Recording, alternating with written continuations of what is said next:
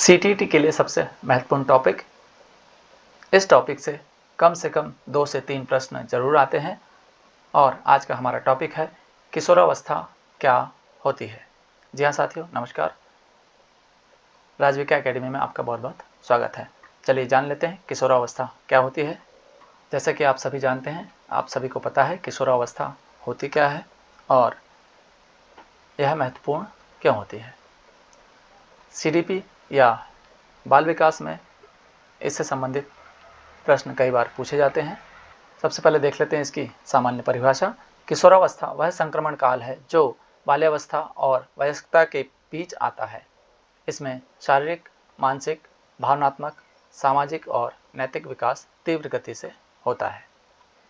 साथियों, यहाँ पर संक्रमण काल एक शब्द है। संक्रमण काल का अर्थ होता है जब कोई एक स्टेज से दूसरे स्टेज में परिवर्तित होता है या जाता है, उसे सामान्यतः संक्रमण काल कहा जाता है। आगे देख लेते हैं।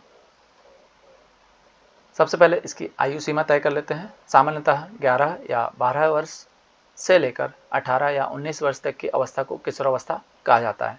इसे ही यदि हम इंग्लिश में देखें तो टीनेज कहा जाता है। अब टीनेज क्यों कहा जाता है? क्योंकि यह सामान्यतः 13 to 19 तक चलती है, अर्थात 13 से 19 वर्ष की जो अवस्था होती है टीनेज कहलाती है और इसे ही किशोरावस्था भी कहा जाता है। इसकी प्रमुख विशेषताएं कौन कौन सी हैं? सबसे पहले तो इसमें शारीरिक विकास तीव्र गति से होता है। हार्मोन्स में परिवर्तन के कारण अनेक बदलाव आते हैं। मानसिक रूप से सोचने समझने की क्षमता का विकास होता है। भावनाएं तीव्र और अस्थिर हो जाती हैं। स्वतंत्रता की भावना और आत्मनिर्भरता की आकांक्षा बढ़ जाती है। मित्रों का प्रभाव अधिक होता है। आदर्शवाद, कल्पनाशीलता और रचनात्मकता में वृद्धि होती है। इसी के साथ शारीरिक रूप में कुछ फिजिकल परिवर्तन भी होते हैं। इसमें बच्चों की लंबाई और वजन में तेजी से वृद्धि होती है। यहाँ पर यौवनारंभ के लक्षण प्रकट होते हैं। लड़कों में आवाज़ भारी, मूछ दाढ़ी आना, कंधे चौड़े होना, यह लक्षण पाए जाते हैं। लड़कियों में स्तनों का विकास, मासिक धर्म का आरंभ, शारीरिक बनावट में परिवर्तन होता है। शरीर में ऊर्जा अधिक होती है और थकान भी होती है। इसी तरह शारीरिक परिवर्तन के साथ साथ बच्चों में मानसिक और संज्ञानात्मक विकास भी होता है। इसमें अमूर्त चिंतन, जिसे हम एब्स्ट्रैक्ट थिंकिंग कहते हैं, यह विकसित होता है। समस्या समाधान की क्षमता बढ़ती है। तर्क करने और निर्णय लेने की क्षमता विकसित होती है। भविष्य के प्रति योजनाएं बनाने लगते हैं। कल्पना शक्ति और सृजनात्मकता बढ़ती जाती है। भावनात्मक विकास भी होता है। इसमें भावनाएं तीव्र और शीघ्र बदलने वाली होती हैं।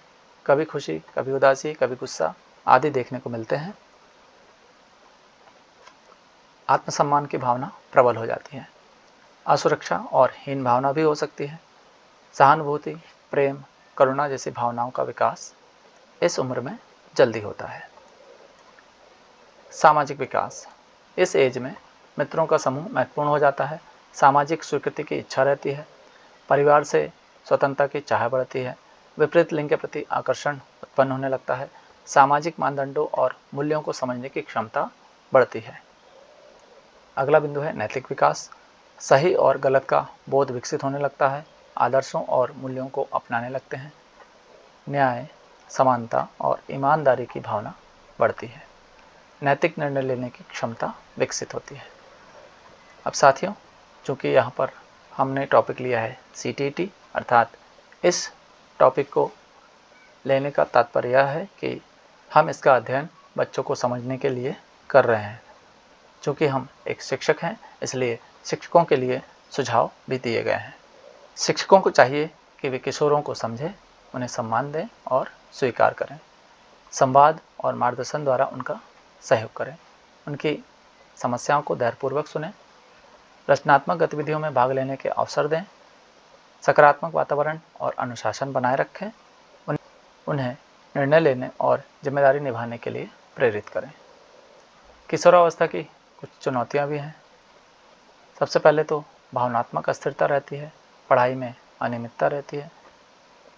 साथियों का नकारात्मक प्रभाव भी जल्दी होता है। गलत आदतों की ओर झुकाव भी जल्दी हो जाता है और करियर को लेकर भ्रम और तनाव की स्थिति बनी रहती है। इसे हम संक्षेप में समझ लेते हैं। किशोरावस्था विकास की एक महत्वपूर्ण अवस्था है जिसमें तीव्र परिवर्तन होते हैं। यदि इस अवस्था में उचित मार्गदर्शन, प्रेम, सहयोग और सकारात्मक वातावरण मिले तो किशोर संतुलित, जिम्मेदार और सफल व्यक्तित्व का निर्माण करते हैं। अब किशोरावस्था का क्या महत्व है?